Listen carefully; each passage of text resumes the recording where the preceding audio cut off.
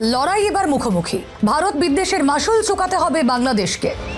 বাজেটে ইউনূস সরকারকে সেই বার্তায় দিল মোদী সরকার। 2026-27 অর্থবর্ষের বাজেটে বাংলাদেশের সাহায্য প্রায় 50% কমিয়ে দিল মোদী সরকার। প্রতি বছর ভারত বিলিয়ন বিলিয়ন ডলার বাংলাদেশকে দিয়ে আমাদের বাঁচিয়ে রেখেছে।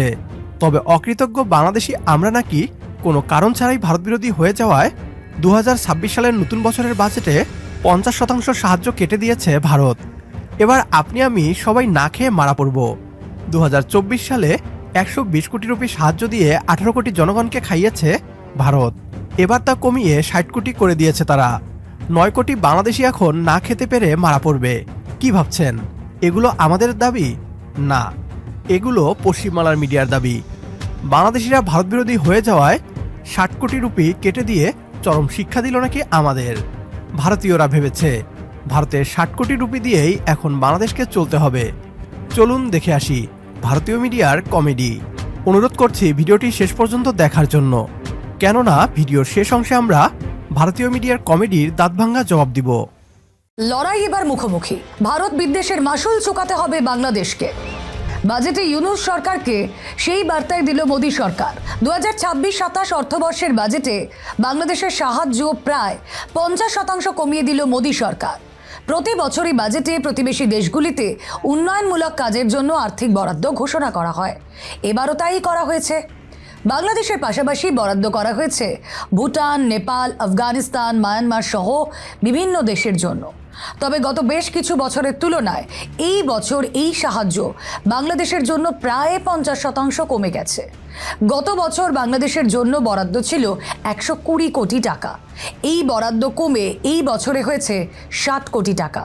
2024-এ হাসিনা সরকারের পতনের পর থেকে ধীরে ধীরে নষ্ট হচ্ছে ভারত বাংলাদেশ বন্ধুত্ব। বরং 71-এর স্মৃতি উস্কে ফের একবার কাছাকাছি এসেছে বাংলাদেশ ও পাকিস্তান। বাংলাদেশের ক্ষমতার চাবি এখন মোহাম্মদ ইউনূসের হাতে। আর অন্তর্বর্তী ইউনূস সরকারের সময় থেকেই বাংলাদেশের সমানে বাড়ছে সংখ্যালঘু আক্রমণ। পড়শি দেশ থেকে বারবার উঠে আসছে হিন্দুদের বাড়ি, ব্যবসা, উপাসনা কেন্দ্র ধ্বংস করার খবর। আসছে পিটিয়ে খুন, এমনকি আগুনে পুড়িয়ে খুনের অভিযোগও। বারবার জেলবন্দি হতে হচ্ছে সাধু, সন্ত বা শিল্পীদের। অন্যদিকে পাকিস্তানের সঙ্গে সামরিক পর্যায়ের বৈঠক ও সেনা প্রধানদের দুই দেশের সফরের ঢেউ উঠেছে। পাকিস্তানি অস্ত্র প্রস্তুতকারীরা বাংলাদেশে এসে সেখানে অস্ত্র প্রস্তুতকারী কারখানা তৈরির তোড়জোড় করছে, এমনটাও জানা যাচ্ছে। 2024 সালে মিশরে পাকিস্তানের প্রধানমন্ত্রী শাহবাজ শরীফের সঙ্গে দেখা করেন বাংলাদেশের প্রধান উপদেষ্টা মোহাম্মদ ইউনূস। এরপর দুই দেশ কূটনৈতিক ও সরকারি পাসপোর্টধারীদের জন্য ভিসা মুক্ত যাতায়াতের বিষয়ে সম্মত হয়েছে।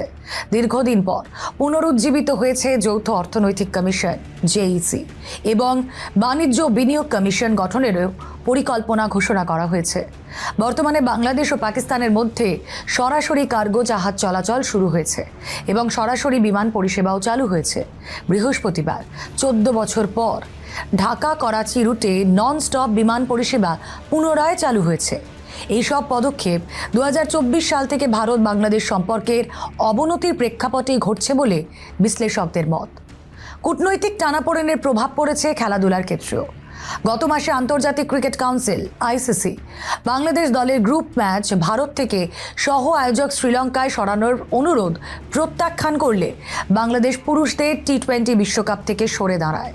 পাকিস্তান সরকার তাদের জাতীয় দলকে আসন্ন টি-20 বিশ্বকাপ 2026-এ অংশগ্রহণের অনুমতি দিলেও টুর্নামেন্টের আয়োজক ভারতের সঙ্গে খেলায় নিষেধাজ্ঞা দিয়েছে। এর ফলে বাংলাদেশের অবস্থানও এই টুর্নামেন্টে নড়বড়ে হয়ে দাঁড়িয়েছে। ভারত ভূ রাজনৈতিক ক্ষেত্রে দক্ষিণ এশিয়ায় রাজনৈতিক নিরাপত্তা ও সার্বিক উন্নয়নের জন্য অন্যান্য সমস্ত দেশের সঙ্গে সুসম্পর্ক বজায় রাখে। এই সম্পর্ক তৈরির ক্ষেত্রে ভারতের নীতি প্রতিবেশী রাষ্ট্রের সঙ্গে বন্ধুতা বজায় রাখা। তাই যোগাযোগ, বাণিজ্য, জ্বালানি, শিক্ষা সমস্ত ক্ষেত্রে প্রতিবেশী দেশগুলোর সঙ্গে ঘনিষ্ঠ সহযোগিতা থাকে। এই নীতির মূল উদ্দেশ্যগুলির মধ্যে রয়েছে সড়ক, রেল, বন্দর ও জ্বালানি সংযোগের মাধ্যমে আঞ্চলিক যোগাযোগ জোরদার করা। ভারতীয়রা নিজেদের আমেরিকা ভাবলেও বাস্তবতা হচ্ছে তাদের দেশ আফ্রিকার দরিদ্র দেশগুলোর থেকেও পিছিয়ে। ভারতীয়রা ভাবে ভারতীয় 100 থেকে 200 কোটি রুপি দিলেই পুরো বাংলাদেশ চলে। তাদের ধারণাই নেই প্রতি বছর বাংলাদেশের বাজেট কত হাজার কোটি টাকা। ভারতীয় সরকারের উচিত বাংলাদেশকে 60 কোটি রুপি না দিয়ে তাদের দেশের নাগরিকদের জন্য টয়লেট তৈরি করা। এতে পরিবেশের পাশাপাশি ভারতের ইমেজও ভালো হবে। আমাদের ভারতের অর্থের প্রয়োজন নেই। ছুঁচো মেরে হাত গন্ধ করে না বাংলাদেশ। আমাদের সাথে একমত হলে কমেন্ট বক্সে ইয়েস লিখে জানিয়ে দিন আমাদের। সেই সাথে ভিডিও শেয়ার করে দেখার সুযোগ করে দিন আপনার বন্ধুদের। পরবর্তী ভিডিও দেখার আমন্ত্রণ জানিয়ে বিদায় নিচ্ছি আজ। আল্লাহ হাফেজ।